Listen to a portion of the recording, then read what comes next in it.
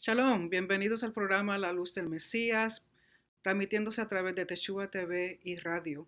Les habla en este día la doctora Nereida Romero y como toda la semana tengo el placer y el honor de estar con ustedes para estudiar la palabra de nuestro Rey. Y quizás hoy día algunos de ustedes estén todavía celebrando la fiesta de Shavuot.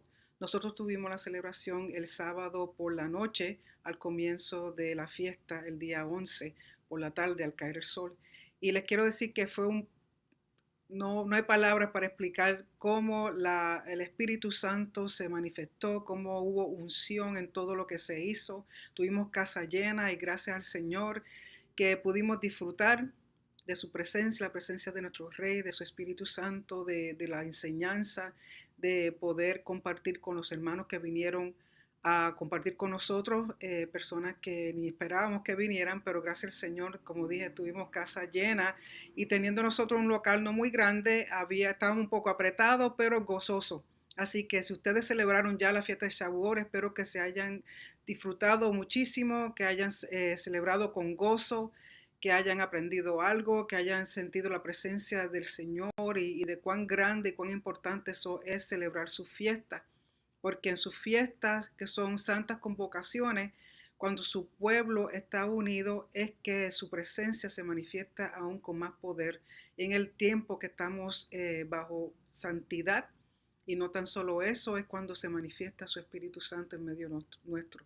Cuando estamos todos juntos, representamos su templo, su reino.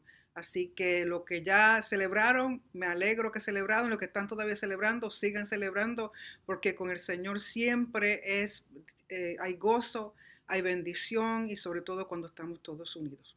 Así que la enseñanza de hoy se titula Nasó, es la Haftara Nasó, y la Parashá o la porción de la Torá del mismo título, Nasó, se encuentra en el libro de Números o Bamidbar, capítulo 4, verso 21 al capítulo 7, verso 89.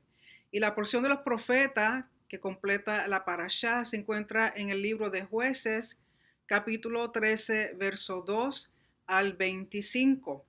Y quería dar un trasfondo con respecto al libro de Jueces, ya que yo creo que muy pocas veces lo hemos mencionado como parte de la Haftara. Casi siempre son los profetas Isaías, Jeremías o Ezequiel.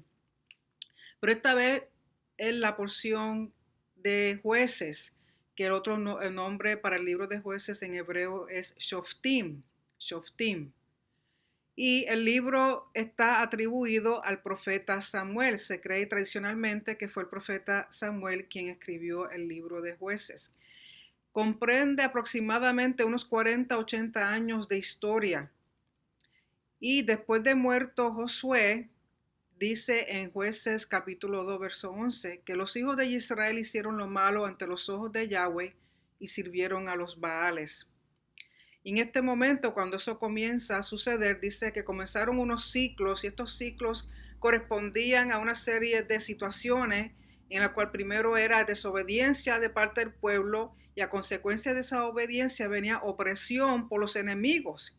Y luego, después que estaban siendo tan oprimidos y ya no soportaban más la opresión del enemigo, gritaban en angustia a Yahweh, clamaban a Yahweh para misericordia y que Yahweh los librara. Y por lo tanto venía una liberación por medio de líderes o de jueces.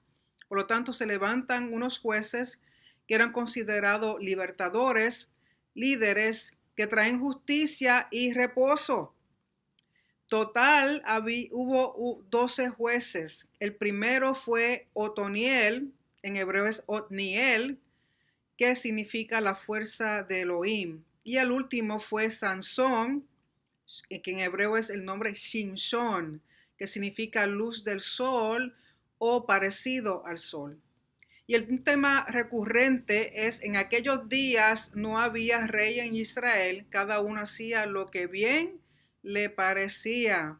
Suena a lo que está pasando hoy día. Pero en el libro de Jueces vemos que no comprenden, el pueblo aún no comprende, a pesar de que Yahweh le da liberación de opresión de sus enemigos cada vez que ellos claman. Yahweh tiene misericordia de ellos, pero con todo lo que pasa, ellos no comprenden que el único y verdadero juez y libertador es Yahweh y es el único y verdadero rey de Israel. Así que vamos al libro de Jueces, capítulo 13, verso 2 al 25, para entonces comenzar la haftara de esta semana.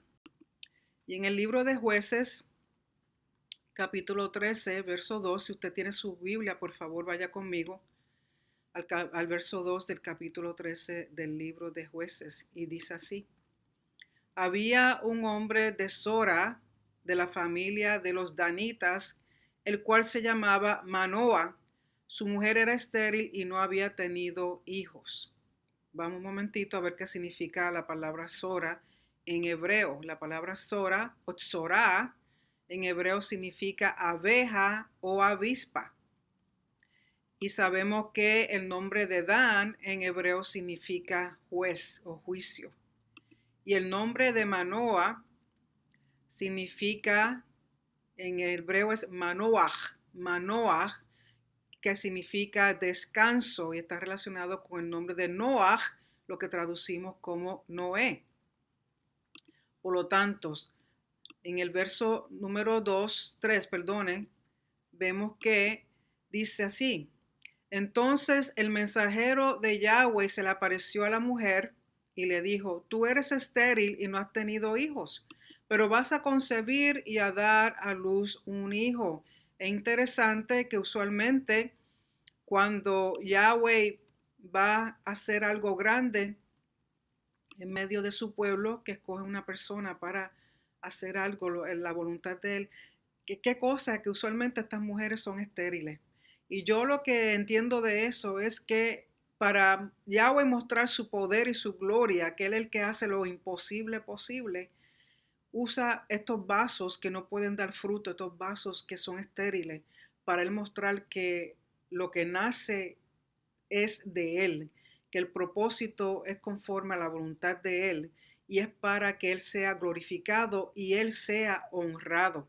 Y vemos que no solamente la esposa de Manoah es estéril, sabemos que Sara era estéril, Raquel era estéril y encontramos ahora Hannah era estéril, que mujeres que traen hijos que van a hacer algo importante, algo grande para la obra del Señor, usualmente son estériles.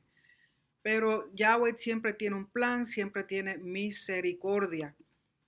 Y volviendo a el libro de Jueces, dice, voy a leer de nuevo el verso 3, dice: entonces el mensajero de Yahweh se le apareció a la mujer y le dijo: tú eres estéril y no has tenido hijos, pero vas a concebir y a dar a luz un hijo. En el verso 4 dice: ahora pues, cuídate de no beber vino ni licor y de no comer ninguna cosa inmunda. De nuevo, que ella tenía que cuidarse de no beber vino ni licor, o sea, bebidas intoxicantes, y de no comer ninguna cosa inmunda.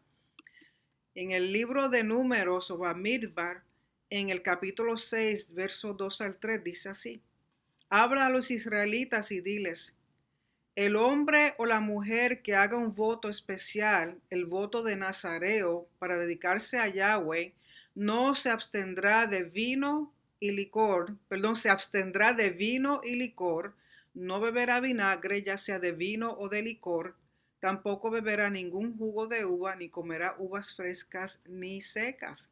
Y esto es parte de lo que leemos en la porción de la Torah de esta semana, que es el voto de Nazareo. Recuerden que Nazareo no es lo mismo que Nazareno. Están relacionadas las palabras, pero no es lo mismo. Una cosa es el voto de Nazareo y otra cosa es ser nazareno de la ciudad de Nazaret. Así que volvamos a el libro de Jueces. Así que dice que ella no podía tomar o comer nada que fuera parte del fruto de la uva. Y dice en el verso 5: porque vas a concebir y a dar a luz un hijo. Él no pasará navaja sobre su cabeza, porque el niño será nazareo para Elohim desde el seno materno, y él comenzará a salvar a Israel de manos de los filisteos. Así que vamos a ver, o sea que son los requisitos para el voto de Nazareo, era que no podía comer nada o tomar nada que fuera fruto de la uva, no podía raparse la cabeza, o sea, cortar su cabello. Y otra cosa es que cuando lean la Parashá Naso habla de que no pueden contaminarse con muertos. La palabra nazareo viene, en el hebreo es la palabra nazir, nazir, que significa consagrarse o dedicarse. En otras palabras, una persona que se consagra o se dedica a Yahweh. También interesante que significa una vid no podada, una vid, en otras palabras, que no ha sido recortada, que no ha sido podada. Y dice que este niño va a ser dedicado a Yahweh, o sea, en otras palabras, servicio de Yahweh, porque dice que comenzará a salvar a Israel, y la palabra salvar ahí en el hebreo es la palabra Yasha, Yasha, de donde sacamos Yeshua, el nombre Yeshua, de donde también el verbo Yeshua, que significa salvar o libertar, traer la salvación, traer victoria, porque va a traer victoria, liberación de parte de los filisteos. Y la palabra filisteo en el hebreo es la palabra pelishti, pelishti, que significa inmigrante. Por lo tanto, no son de la tierra de Israel. Y repitiendo en número 6, versos 2 al 3, dice así: habla a los israelitas y diles, el hombre o la mujer que haga un voto especial, el voto de Nazareo para dedicarse a Yahweh, se abstendrá de vino y licor, no beberá vinagre, ya sea de vino o de licor, tampoco beberá ningún jugo de uva, ni comerá uvas frescas ni secas. O sea, menciona que tanto un hombre como una mujer puede hacer el voto. Y recuerden que el voto se hacía uno puede ser por agradecimiento a Yahweh, por algo que Yahweh haya hecho a favor del individuo, o por alguna petición especial que el individuo le tiene a Yahweh. Y usualmente estos votos eran temporeros, un mínimo usualmente de 30 días. Pero en este caso con Sansón, que es el nombre que ellos le dan al bebé, es escogido, es apartado, es separado desde que está en el vientre, es más, desde antes de ser concebido. Y dice en número 6, verso 5, durante todos los días del voto de su nazareato, no pasará navaja sobre su cabeza. Será santo hasta que se cumplan los días por los cuales se apartó a sí mismo. Para Yahweh se dejará crecer el cabello. O sea que este voto, vamos a ver que este voto implica que el individuo se consagra, se aparta para dedicarse a Yahweh, por lo tanto es considerado santo. Camina en santidad, ¿por qué? Porque se ha apartado, se ha dedicado para Yahweh solamente. Y entre las cosas que ya leímos, no puede tomar ni comer nada que sea hecho de uva. Y usted quizás pregunte por qué de uva. Recuerden que una de las cosas que lamentablemente hacían los paganos en sus ritos a dioses paganos, hacían tortas de pasa o de uvas secas. Y eso era una forma de rendirle culto a los dioses paganos. Otra cosa, en culto a los dioses paganos usaban las bebidas intoxicantes o el vino. Y el vino es fermentado, no es simplemente jugo de uva, es el jugo de uva fermentado, produciendo vino o bebida intoxicante. En los ritos paganos tendían a emborracharse, eso era parte de sus ritos porque ellos entendían que sus dioses también se emborrachaban. Por lo tanto, Yahweh está haciendo si realmente te quieres consagrar, te quieres dedicar a mí por la razón que sea, no puedes participar de comer ni tomar nada que sea del fruto de la vid, o sea, de la uva. Número 2, no se podía rapar su cabello. ¿Por qué? Porque al dejar crecer su cabello, entendían las personas que lo veían, era una señal de que ese individuo se había apartado para Yahweh. Porque con lo contrario, cuando una persona se recortaba el cabello o se rapaba por completamente la cabeza, podía simbolizar eh, luto. Primero luto y número dos, en las culturas paganas, el tener la cabeza rapada completamente, además de que significaba luto, también ellos adoraban, hacían culto a los muertos. Por lo tanto, Yahweh, sobre todo con los levitas, él tenía unas especificaciones con respecto a su cabello. Tenía que ser de un largo específico, no podía ser ni muy largo, ni podía ser recortado muy corto, porque entonces representaba quizá culto a los muertos, y si era muy largo, entonces también representaba que era parte del voto del nazareo. Recuerden también que en la cultura del Medio Oriente el cabello era parte del individuo, ya que el cabello es parte de la cabeza, del rostro, que es lo primero que una persona mira o que ve. El cabello simbolizaba la esencia del individuo, la persona como tal. Por lo tanto, cuando el cabello era rapado, por ejemplo, involuntariamente, cuando tomaban las personas cautivas, les rapaban la cabeza, eso era una señal de humillación, una señal de quitarle el honor al individuo. Por eso en el Holocausto, cuando los judíos eran llevados a los campos de concentración, sobre todo las mujeres, les rapaban completamente el cabello, porque ellos entendían que le estaba causando humillación, la estaban humillando y le estaban mostrando que no eran nada. Al quitarle el cabello le están diciendo, ustedes no son nada, su persona, su esencia como individuo, ustedes no son nada. Y también recuerden que dentro de la cultura judía hay algunas sectas que la mujer se cubre el cabello, siempre tiene el cabello cubierto, porque la belleza de su cabello, la belleza de su cabeza es solamente para su esposo. Así que usualmente la mujer casada en ciertas sectas judías se cubren el cabello, porque el cabello, como dije, es representación de su esencia, su persona, y al ser que ella casada, solamente la belleza de su cabello le pertenece a su esposo. En otras palabras, es el único que tiene derecho y el honor de ver de su belleza. Por lo tanto, el cabello implica muchas cosas. Y luego, si usted cuando está leyendo en las cartas de Pablo, que en algunos sitios habla de cubrir o no cubrir el cabello, tiene que ver, está asociado un poco con respecto a esto, pero también tiene que ver en ese momento, en ese tiempo, con la cultura griega y romana, con ciudades específicas de acuerdo a las costumbres y tradiciones que tenía en ese lugar específico. Por lo tanto, lo que está hablando Pablo hay que tomarlo en contexto, porque no es una referencia a toda la nación de Israel, y mucho menos a todas las mujeres, y mucho menos a todos los varones. O sea que hay que leer con entendimiento y en contexto, para no deducir erróneamente conceptos que no son bíblicos. Así que vamos a seguir leyendo en el verso número 6 de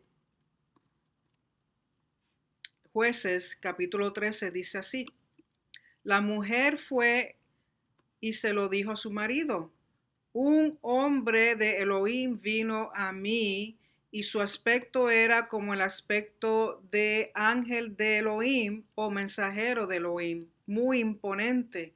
Yo no le pregunté de dónde venía, ni él me hizo saber su nombre.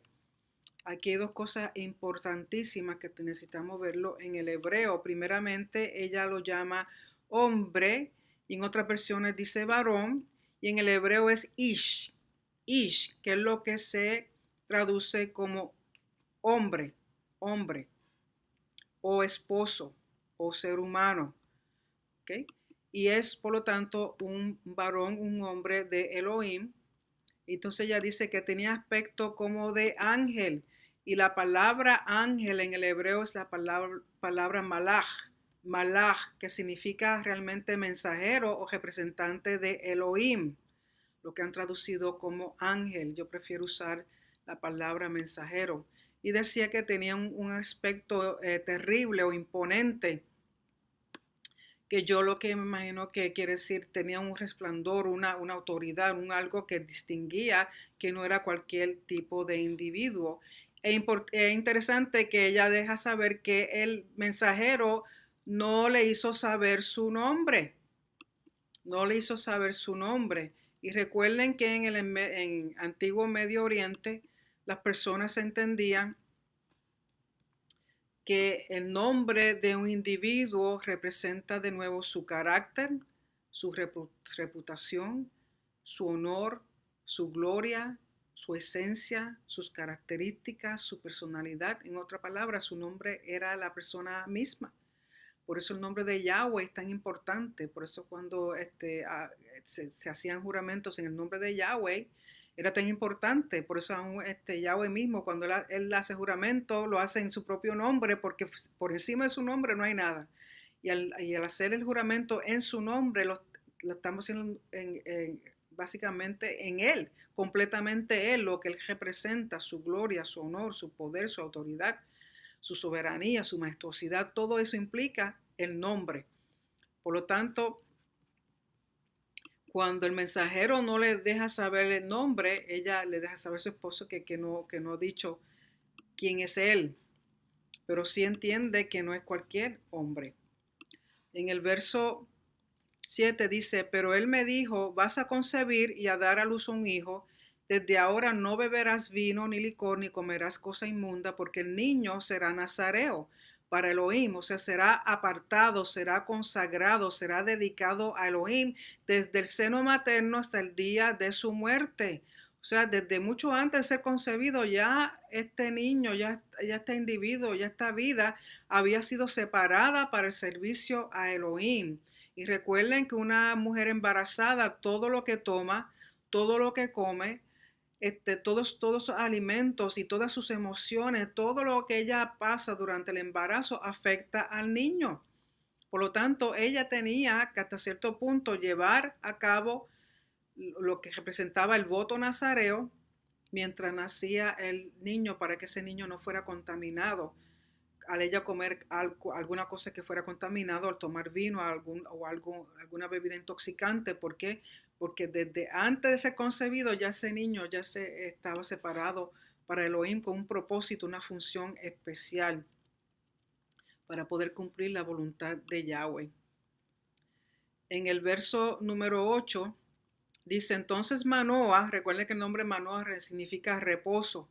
Entonces Manoah imploró a Yahweh y dijo, te ruego Yahweh, que el hombre de Elohim que tú enviaste venga otra vez a nosotros para que nos enseñe lo que hemos de hacer con el niño que ha de nacer.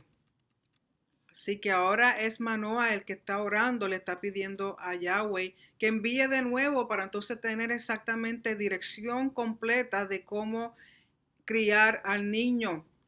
En Proverbios capítulo 3, versos 5 al 6 dice así, confía en Yahweh con todo tu corazón y no te apoyes en tu propio entendimiento.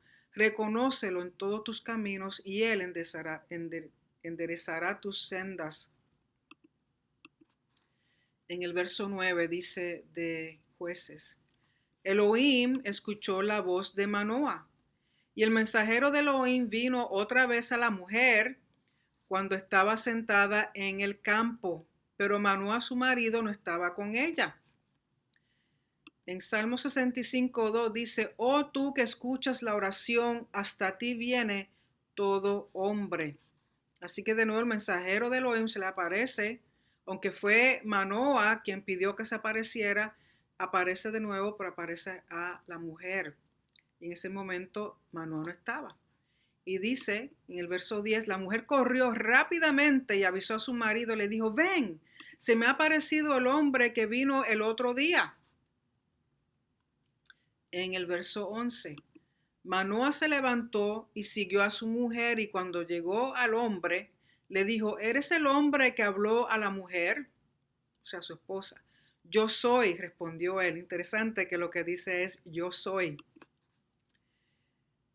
Y dice el verso 12, y Manoah le preguntó, cuando tus palabras se cumplan, ¿cómo debe ser el modo de vivir del muchacho y cuál su vocación?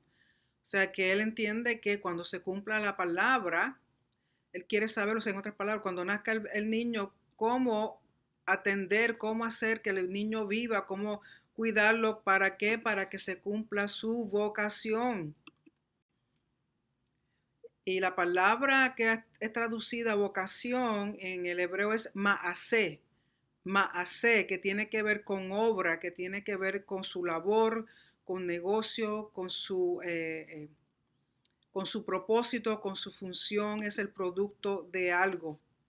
En Génesis 18:19 dice así: y yo le he escogido para que mande, para que instruya a sus hijos y a su casa después de él, que guarden el camino de Yahweh, haciendo justicia y juicio para que Yahweh cumpla en Abraham todo lo que él ha dicho acerca de él.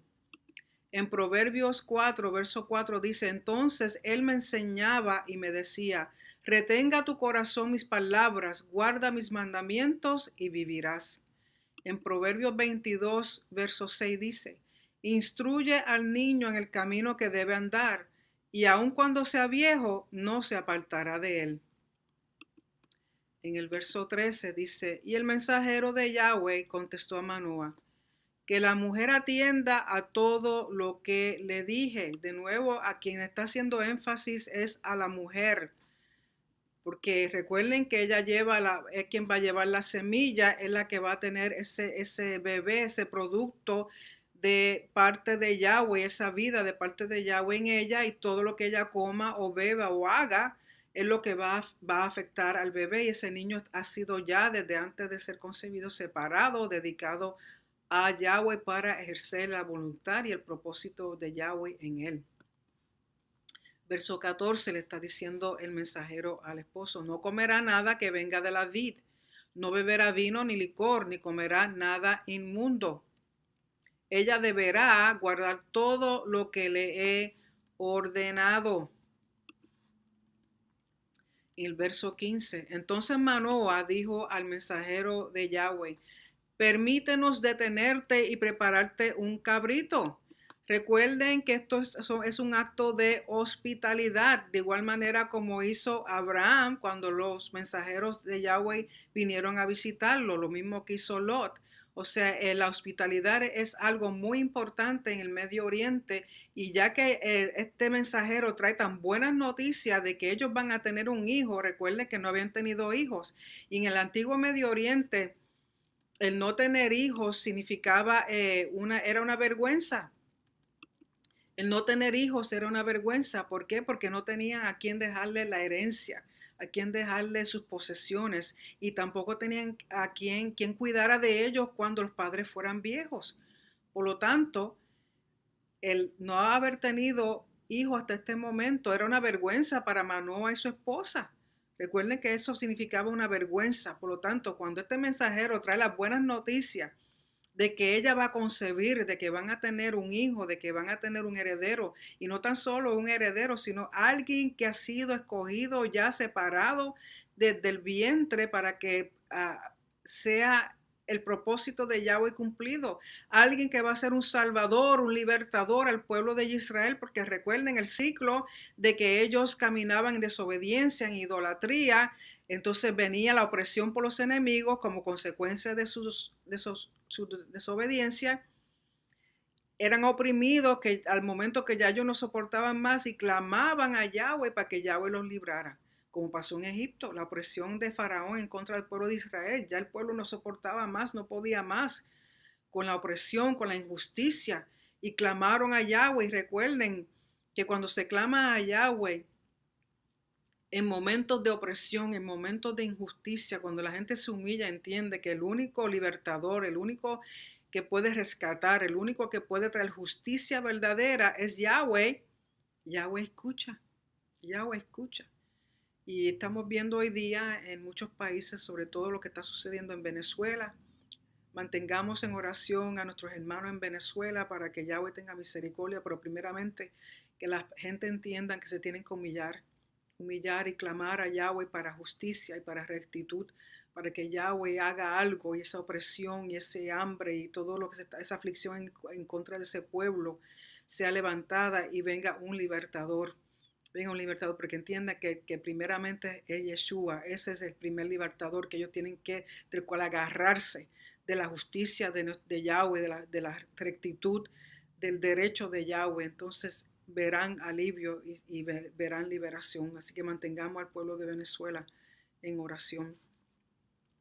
Y dice entonces, siguiendo en Jueces, que ellos querían prepararle un cabrito como una hospitalidad al mensajero. Y dice en el verso 16, y el mensajero de Yahweh respondió a Manoah, aunque me detengas no comeré de tu alimento, pero si preparas un holocausto, ofrécelo a Yahweh. Y Manoah no sabía que era el mensajero de Yahweh. O sea, hasta este momento ellos saben que es un individuo especial, pero no ven, no entienden cuán especial es este individuo. Y le dice, no, prepárenlo, pero prepárenlo como una ofrenda, como un holocausto en agradecimiento a Yahweh. Y en el verso número 17 dice, y Manoah dijo al mensajero de Yahweh, ¿cuál es tu nombre para que cuando se cumplan tus palabras te honremos?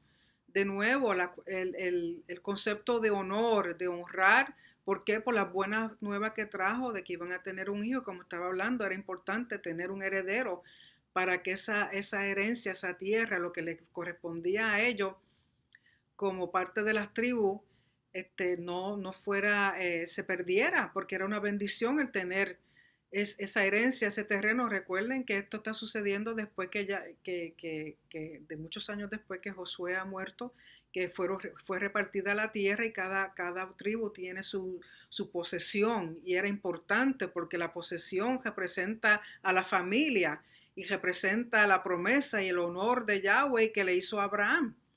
Por lo tanto, ellos quieren honrar a este mensajero que vino a darle las buenas nuevas. Y en el verso 18 dice, el mensajero de Yahweh le respondió, ¿por qué preguntan mi nombre viendo que es maravilloso o incomprensible? En otras versiones dice, mi nombre es oculto, pero en el hebreo es la palabra palei o pili. Palei o pili, que significa maravilloso, incomprensible, extraordinario. Y si vamos en el libro de Isaías, el verso 9-6 dice así, porque un niño nos ha nacido, un hijo nos ha sido dado, y la soberanía reposará sobre sus hombros, y se llamará su nombre admirable, Pilei, que es la misma palabra que está usando aquí el mensajero de Yahweh, diciendo, ¿para qué quieres conocer mi nombre? Mi nombre es maravilloso, incomprensible, oculto. No vas a entender, no vas a saber, no vas a comprender lo que significa, todo lo que significa mi nombre. Y siguiendo en Isaías, y se llamará su nombre admirable, consejero, Elohim poderoso, Padre eterno, príncipe de paz. Por lo tanto, si ese es el nombre del mensajero de Yahweh, de este supuesto ángel, yo entiendo, y soy yo la que entiendo esto, de que es una preencarnación de Yeshua. Este mensajero es una preencarnación de Yeshua. Es el mensajero del pacto, es la memra, es la palabra, es el verbo, o sea, lo que en lo que las escrituras del primer siglo llamamos Yeshua, a quien llamamos Yeshua, porque cuando nace como hombre en la carne, nace con el propósito de traer salvación. Y aquí, cuando estamos leyendo en Jueces, es el mismo que trae buenas nuevas y que es el maravilloso, que es admirable, es el único y sigue siendo el mismo, ¿no? Porque es la manifestación visible de Yahweh, la manifestación visible en la tierra, en este lado, en esta parte de la creación. Entonces se hace visible y le trae el mensaje a Manoah y a su esposa. En el verso 19 dice así, entonces Manoah tomó el cabrito con la ofrenda de cereal, tal y como se hace en el templo, y los ofreció sobre una piedra a Yahweh. Y el mensajero hizo maravillas o milagros a vista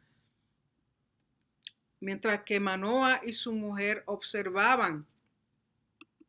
O sea que el mensajero está haciendo algo maravilloso que su Manoah y su esposa pueden ver.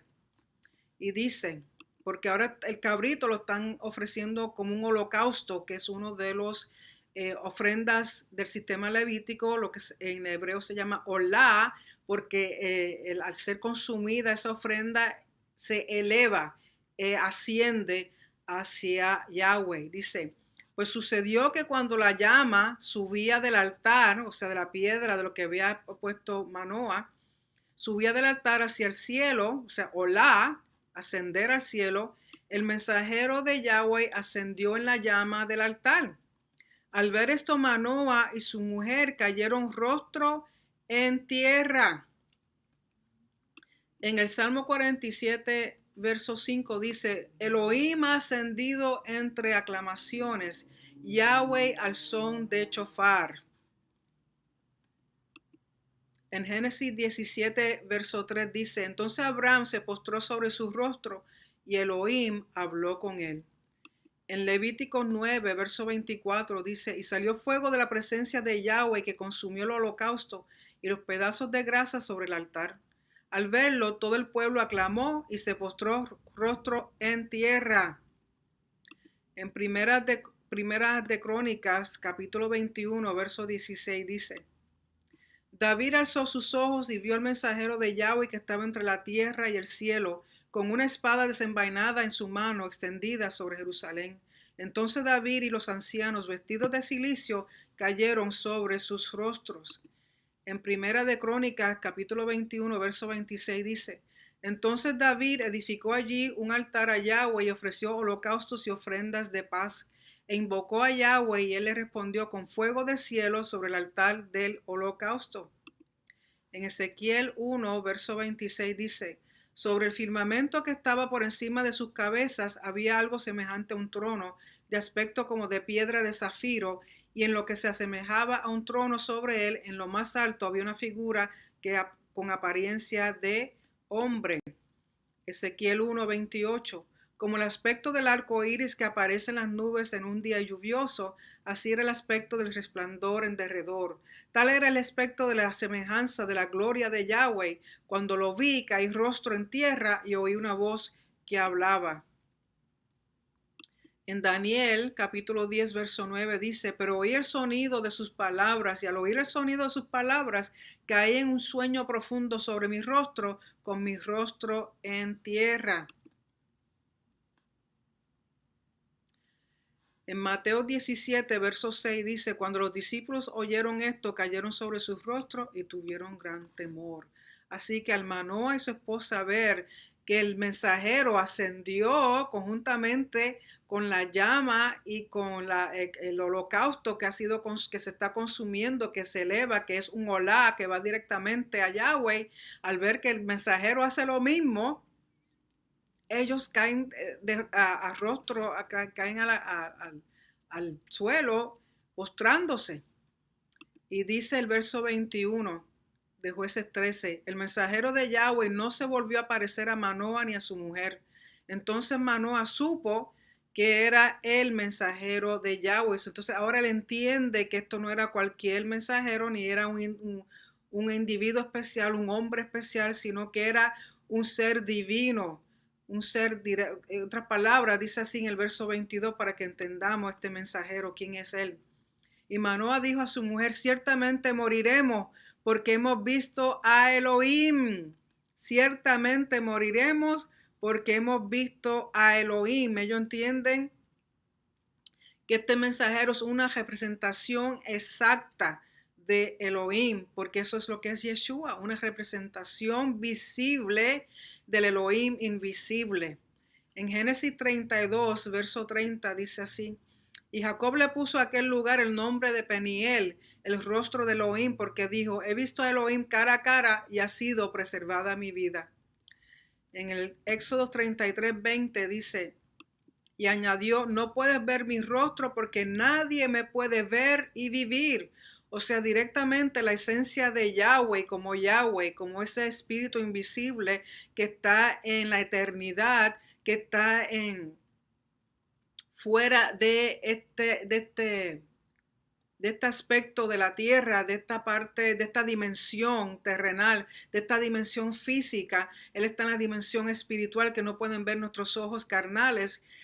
Él, de la única forma que lo podemos ver a través de Yeshua, a través de Yeshua, a través del mensajero de Yahweh, que no es otra cosa, no es otra persona que como una preencarnación de Yeshua. Es el mensajero del pacto, la memra, la palabra, el verbo, lo que se hace visible a nosotros aquí en esta dimensión física. En Deuteronomio 4:38 dice: expulsando delante de ti naciones más grandes y más poderosas que tú, para hacerte entrar y darte la tierra de ellos por heredad, como sucede hoy. En Isaías 6:5 dice: entonces dije, ay de mí, porque perdido estoy, pues soy hombre de labios inmundos y en medio de un pueblo de labios inmundos habito, porque mis ojos han visto al Rey, a Yahweh de los ejércitos.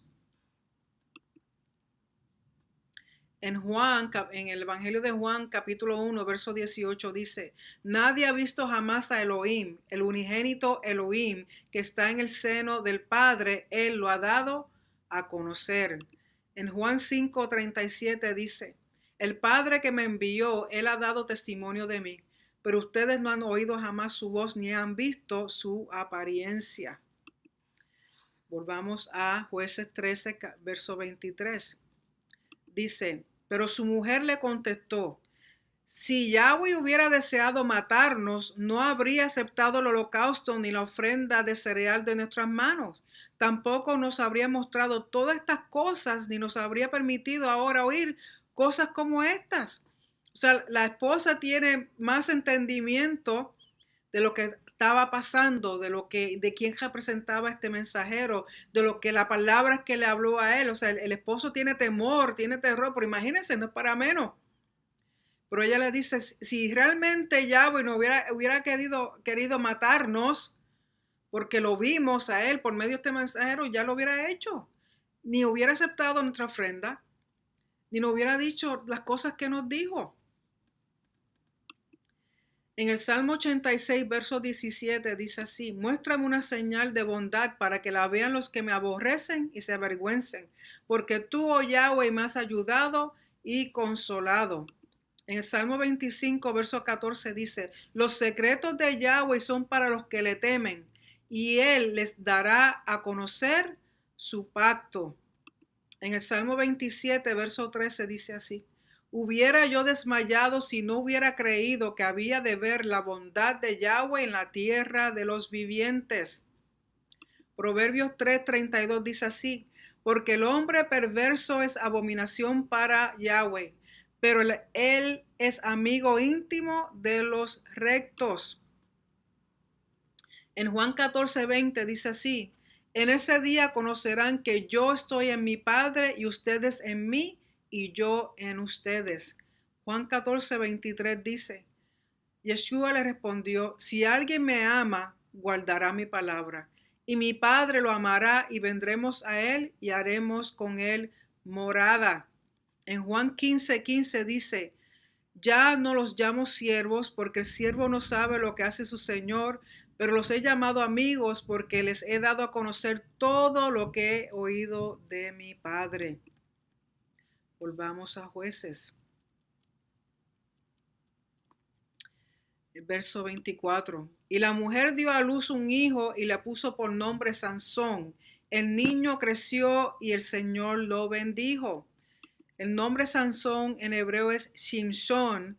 Shimshon, como les dije anteriormente, que significa como el sol o luz del sol. Y recuerden que Manoah era de la tribu de Dan. Y si ustedes también recuerdan, la tribu de Dan fue la tribu que más idolatría y abominaciones hicieron en contra de Yahweh.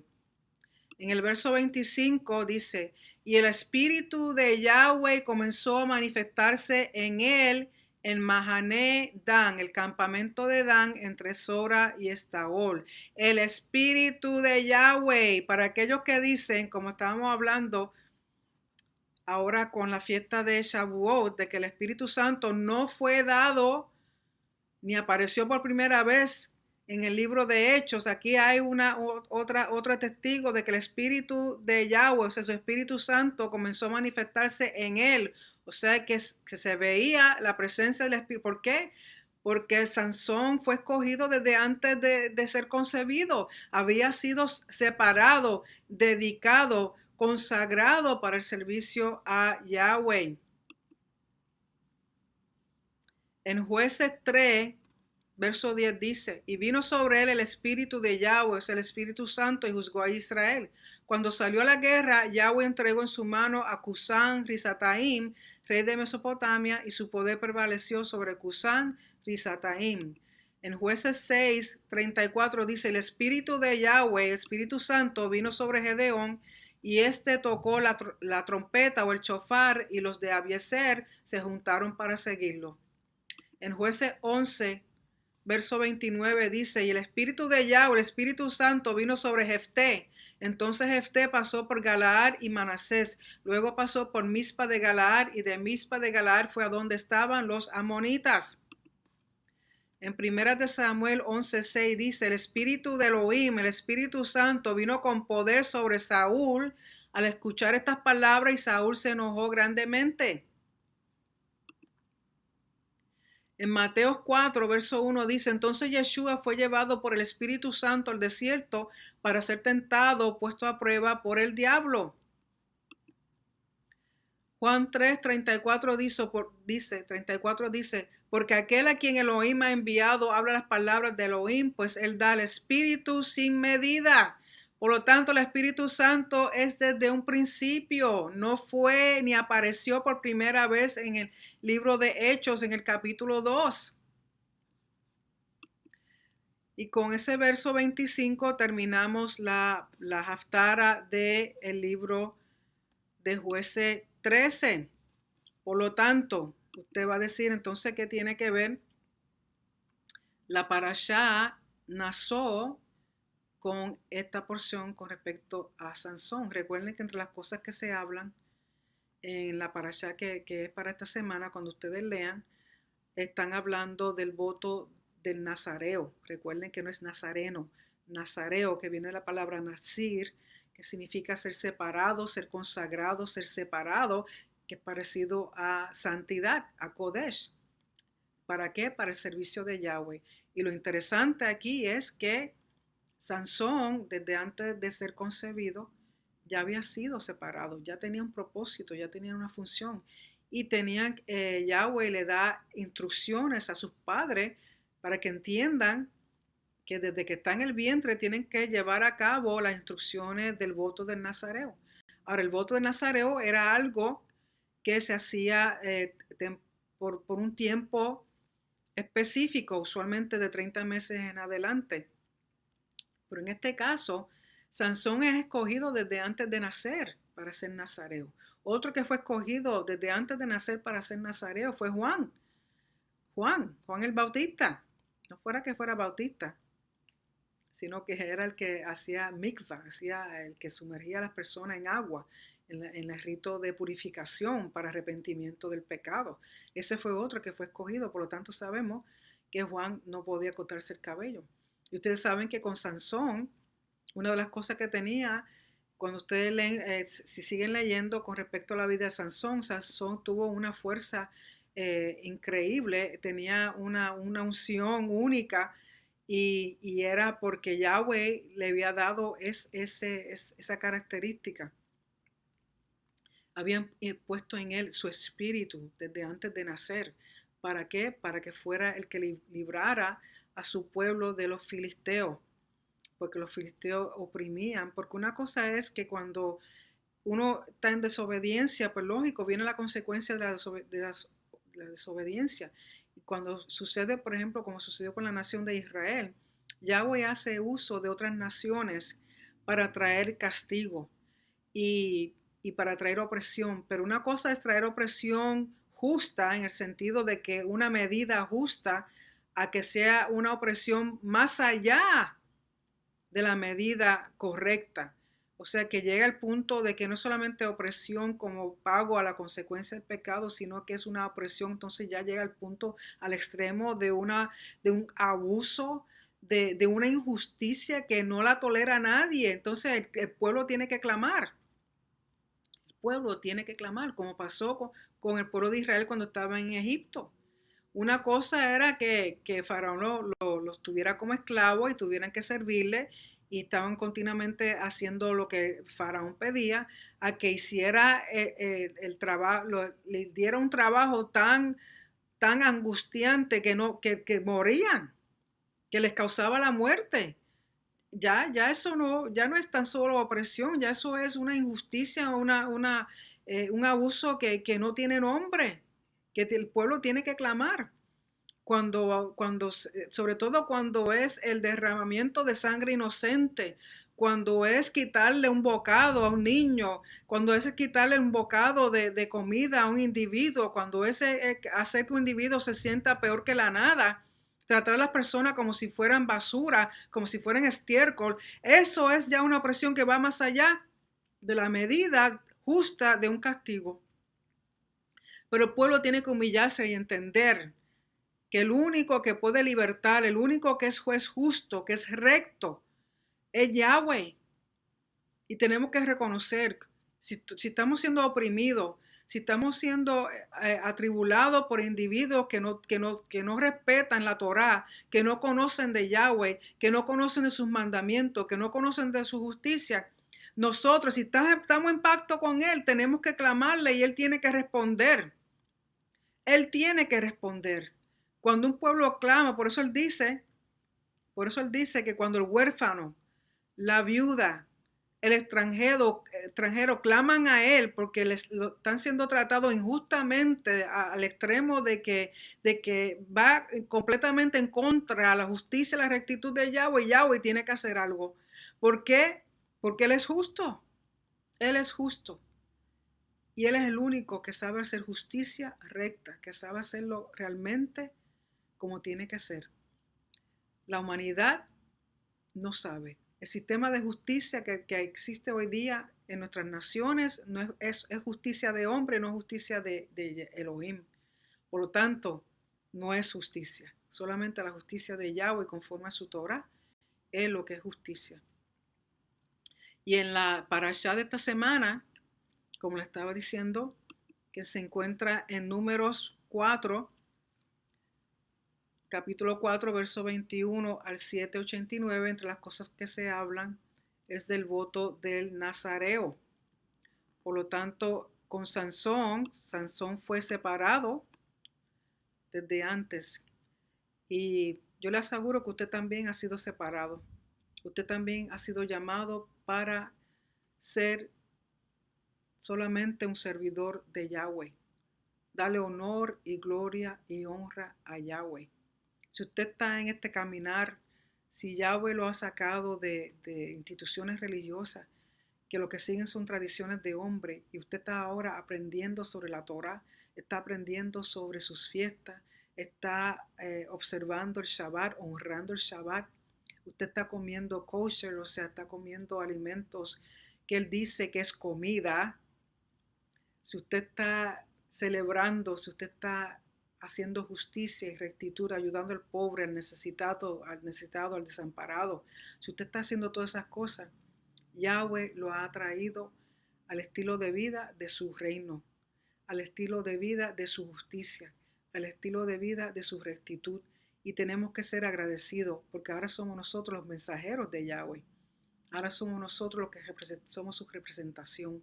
Y el propósito que Él quiere es que nosotros, al ser Israel, al ser ese pueblo injertado, que ya Él no ve dos pueblos, sino ve uno solo, que clamemos, que proclamemos que Él es grande, que Él es soberano, que Él está vivo, que Él oye todavía, que Él hace milagros, que Él escucha, que Él está atento. Seamos como hicieron con Sansón, seamos como hicieron con Juan, separémonos para servirle a Él, separémonos para cumplir su propósito, separémonos para darle el honor a nuestro Rey, separémonos, Señor, para poder poner al Señor en alto que reconozcan que Él es el único Elohim, que Él es el único Rey, que Él es el único Creador, que Él es el único Padre al cual tenemos que clamar y al cual debemos clamar, que si estamos en pacto con Él, Él está en pacto con nosotros. Significa que Él como Rey tiene que actuar a favor de su pueblo, que Él como Rey tiene que proveer a su pueblo, que Él como Rey tiene que proteger a su pueblo.